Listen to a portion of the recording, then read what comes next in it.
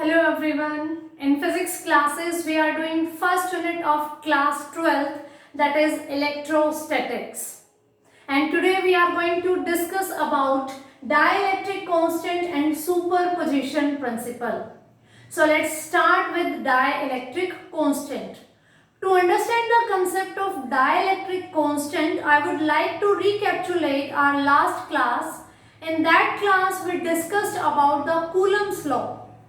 Coulomb's law is used to calculating the force of interaction between two charges separated by a distance.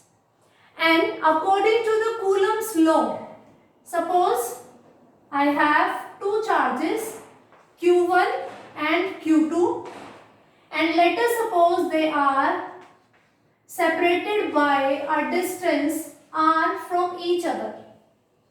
And these charges are present in the air. According to Coulomb's law, the force of interaction between these two charges, I am using the word interaction. It may be attractive force or it may be repulsive force. That will depend on the nature of charges, whether they are similar or opposite. If they are similar charges, positive, positive or negative, negative, they are going to repel each other. And if they are opposite charges, positive and negative, obviously they are going to attract each other.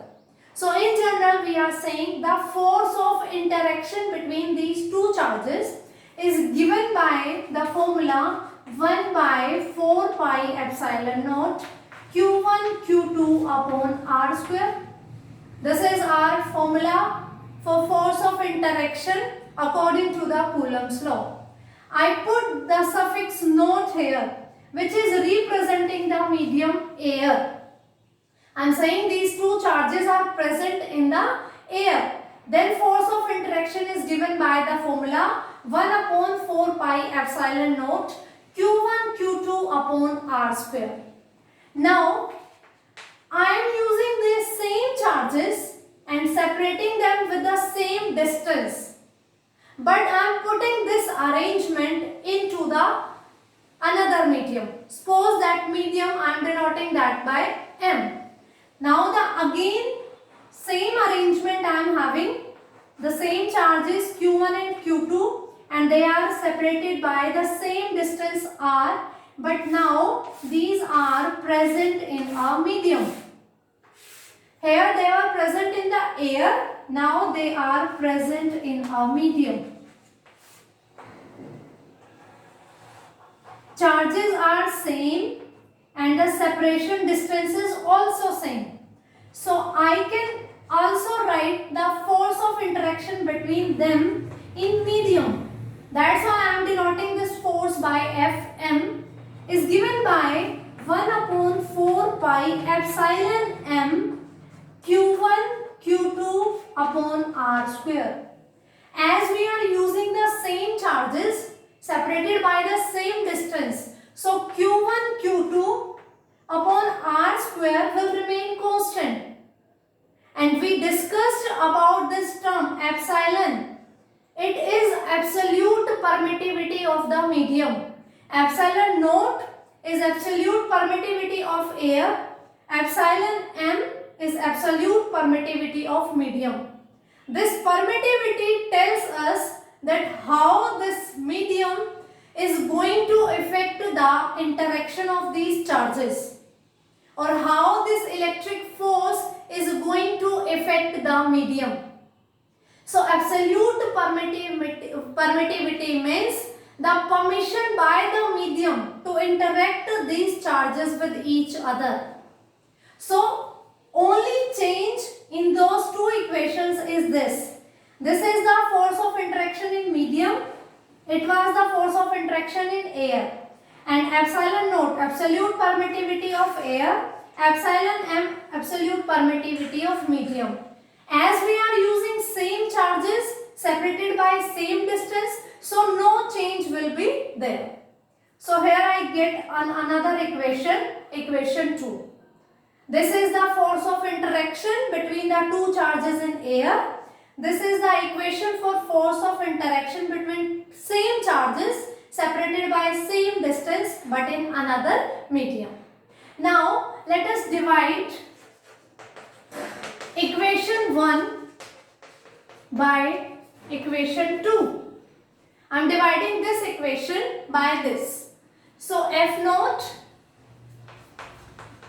upon Fm, left hand side, F naught upon Fm is given by 1 upon 4 pi epsilon naught Q1 Q2 upon R square upon 1 upon 4 pi epsilon naught M Q1 Q2 upon R square. The only simple step is there. I am just dividing these two equations. F naught upon Fm is given by 1 upon 4 pi epsilon naught Q1 Q2 upon R square divided by 1 upon 4 pi epsilon M Q1 Q2 upon R square. So this term being similar will cut down 4 pi. So I left F naught upon Fm is equals to, it is in the denominator and it is in the denominator of denominator. So it will move to the numerator and it will come in the denominator. So I get the ratio of forces, ratio of the force in air to the force in medium is equals to ratio of the absolute permittivity in medium to the absolute permittivity of the air, and this ratio is equals to K, and this K is known as dielectric constant.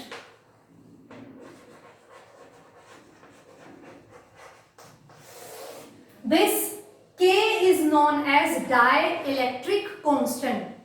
You know from the formula it is very clear that it is the ratio of similar physical quantities, force upon force, permittivity upon permittivity. Of course, then it is a unitless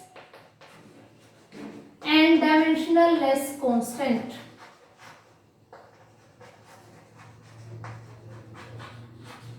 Why unitless and dimensionless? Because it is the ratio of similar physical quantities. Unit of force will be Newton. Unit of force again will be Newton. Doesn't matter it is the force in the air and it is the force in the medium. है तो force he.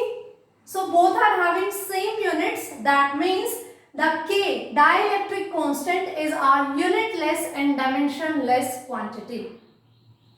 A constant which is unitless and dimensionless. So now what's the benefit of this dielectric constant for us? This is giving us the comparison of the forces. One is the interaction of the charges in the air and the second is the interaction of the charges in the medium. It is giving their comparison. Let us suppose an example. This is the formula for general, that it is the force of interaction in the air, or we can say vacuum, and the second one Fm is the force of interaction between the charges in a medium, in any medium. For air or vacuum, the value of K is approximately equals to 1. It's like 1.000 something, then our digit is there. That's why we are saying for vacuum and air its value is 1, and for water value of K is 81. In few books K is equals to 80 is also mentioned. So these are the dielectric constants for air and for water. Now according to the formula of the dielectric constant, F naught upon Fm. Now I am taking that firstly charges were present in the air. Now I am shifting that arrangement of the charges into the water. Then from here I can calculate K into Fm is equals to F naught, or Fm is equals to F naught by K. I can derive this formula from here. Fm, I am taking charges in the water. F air upon K. K will be of the water. So if I calculated the force of interaction between the charges in the air, and now I need to calculate the force of interaction between the same charges in medium, in water, then I will apply this formula. F air upon K, and the value of K for water is 81. So it is saying that force of interaction in water is equals to force of the interaction in air upon 81. That means force in water is less than the force of interaction in air according to this formula. That means two charges were there separated by a distance. They were interacting with each other with a force F air. Now I put the same arrangement into the water, the same charges separated by the same distance. Now they are in water. Then that force is less than the force which was in the air. And it is 1 by 81 of the force of interaction in the air. That means force has decreased. Now they are interacting with very less force. That's why dielectric constant is important for us. It is comparing the same charges separated by same distance. They are interacting in air and water, but their interaction in water is very less than that of air. It is 1 by 81 times of the force of interaction present in the air. Similarly, we can use different mediums and we can compare these forces. That's why we are saying that the nature of medium is going to change the force of interaction between the charges. One more formula is there, epsilon m upon epsilon naught, absolute permittivity of medium, absolute permittivity of air. So by this also we can compare the two mediums. If we know the values of ratio of this, then this ratio is equals to this. Again we can calculate the force of interaction. That's why dielectric constant is important for us. If we have the ratio of absolute permittivities, then this also going to help because this is equals to ratio of these forces. Again we can calculate the comparison of the forces of interaction in different mediums. So we can define dielectric constant as it is the ratio of force of interaction between two charges separated by a distance r in the air to the force of interaction between the same charges separated by the same distance in any medium. It is the ratio of two forces, force in air to the force in medium. Another definition of the dielectric constant may be given in the terms of absolute permittivity. Dielectric constant may be defined as the ratio of absolute permittivity of a medium to the absolute permittivity of the air. And numerically, practically, it is going to help out the comparison of the force of interaction between different mediums.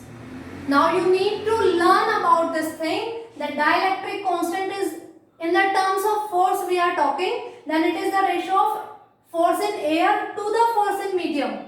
But if we are talking in the terms of absolute permittivity, then it is the ratio of permittivity of the medium to the permittivity of the air. They are reciprocal.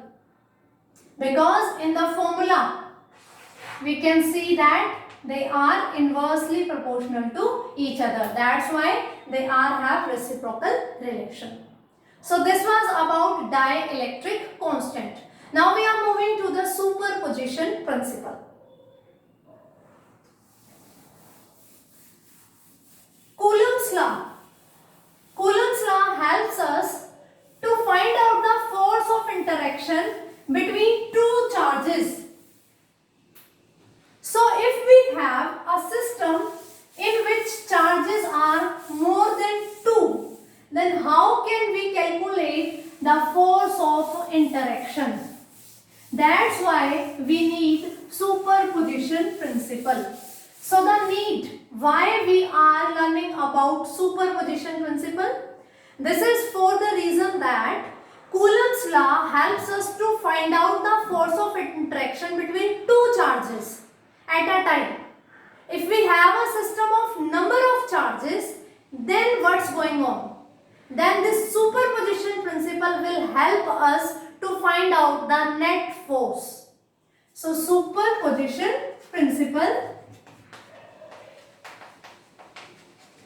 And now let us assume that we have a system of n charges.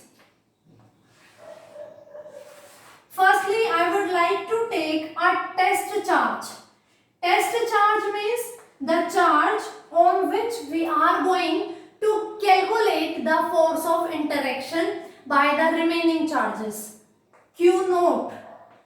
Suppose Q naught is the test charge on which we are going to calculate the force of interaction due to a number of charges.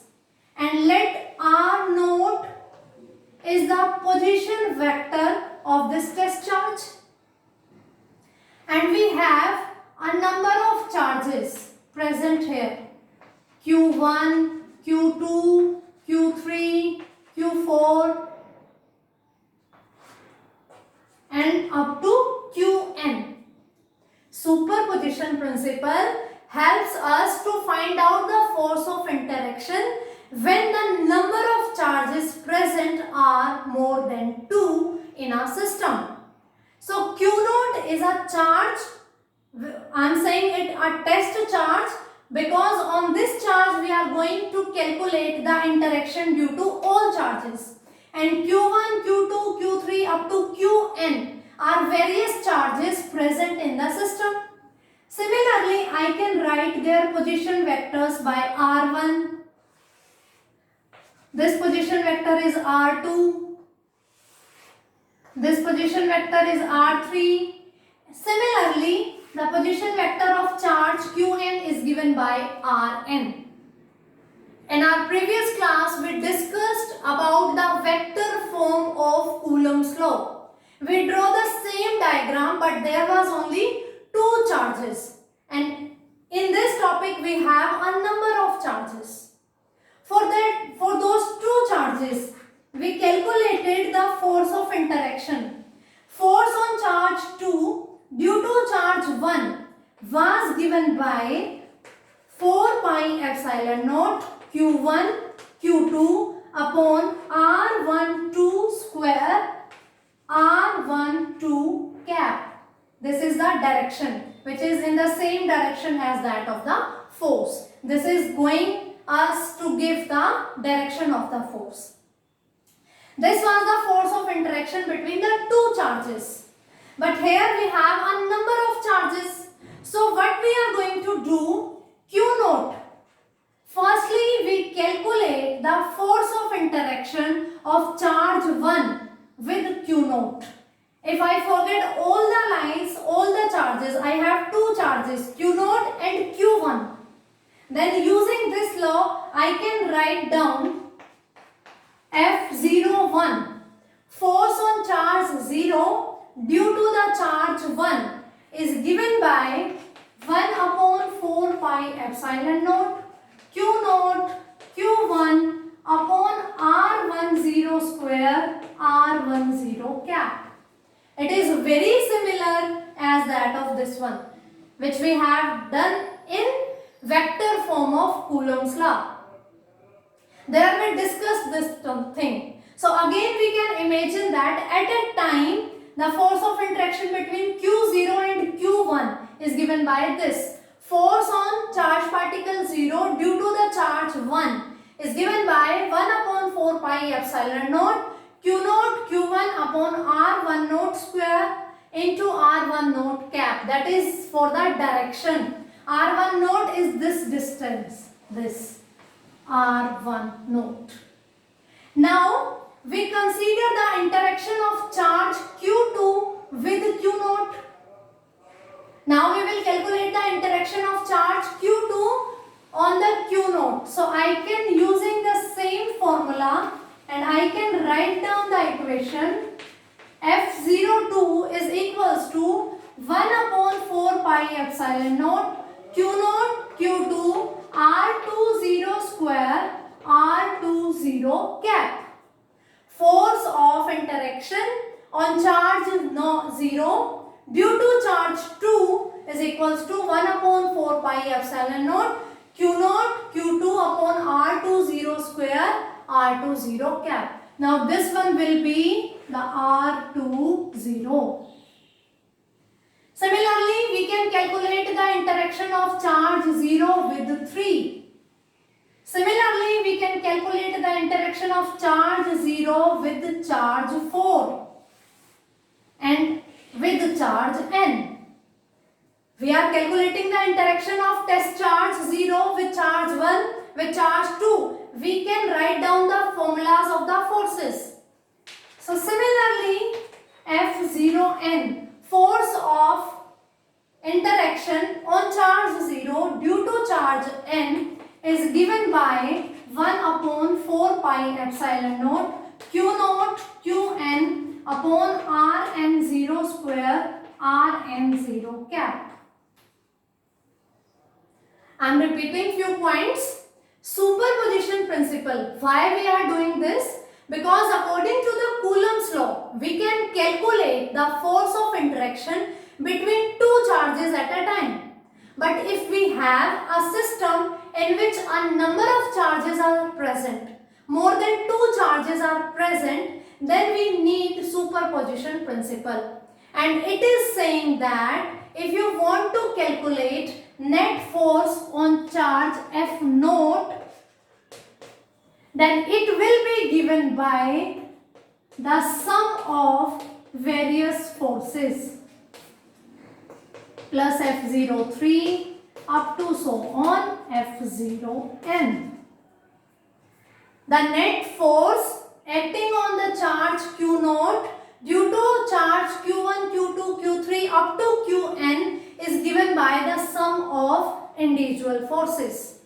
And these individual forces we can calculate using the vector form of Coulomb's law, which we have already discussed in our last class. So I can write F naught, net force on charge Q naught, is equals to the sum of force of interaction due to various charges. And using the vector form of Coulomb's law, we have written all the forces. So now F naught, net force on the charge Q naught, is given by sum of all these. So putting these values, I can take 1 by 4 pi epsilon naught common because every term is having this thing. So Q naught Q1 upon R10 square R10 cap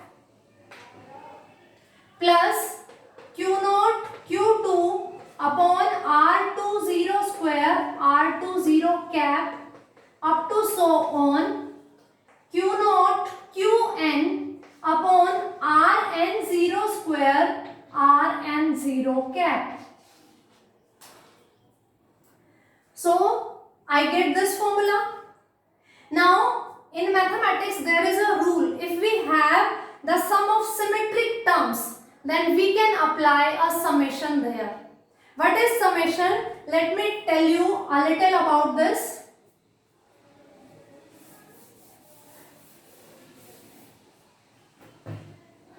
If we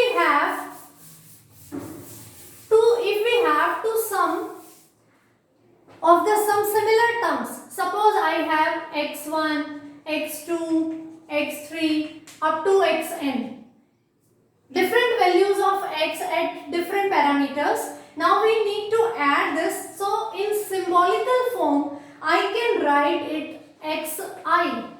Means this is the symbol for summation. We need to sum xi, where this I will run from I is equals to 1 to n. initial value and final value. That means I will run from 1 to n. So it will represent the x1 plus x2 plus x3 and up to so on xn.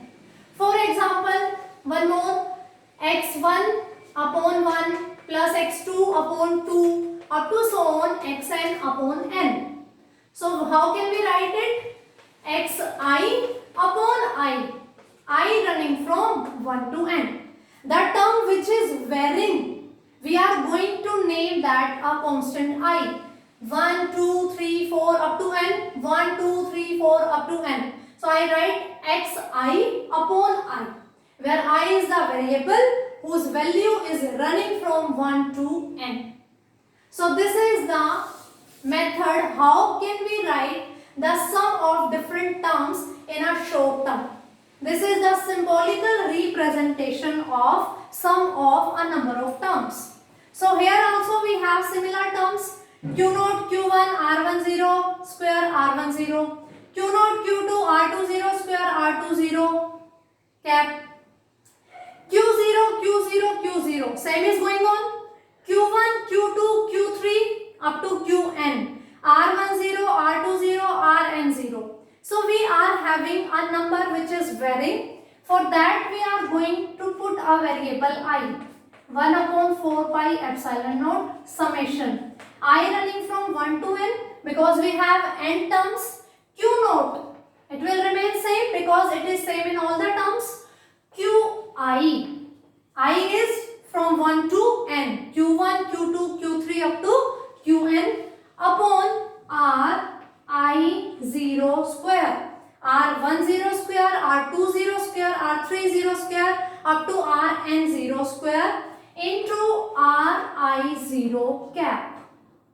This one R10 cap, R20 cap, Rn0 cap. So the symbol I is for this variation. This I is running from 1 to n. So using this formula, we can calculate the net force acting on the charge Q0 due to the various charges present in the system. We can also write the detailed form of this.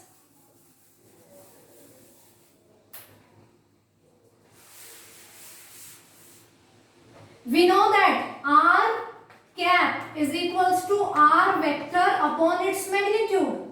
Similarly, Ri0 cap will be Ri0 vector upon Ri0 magnitude. So I can write this formula as F naught is equals to 1 upon 4 pi epsilon naught summation I running from 1 to n Q naught Qi Ri0 cube Ri0 vector.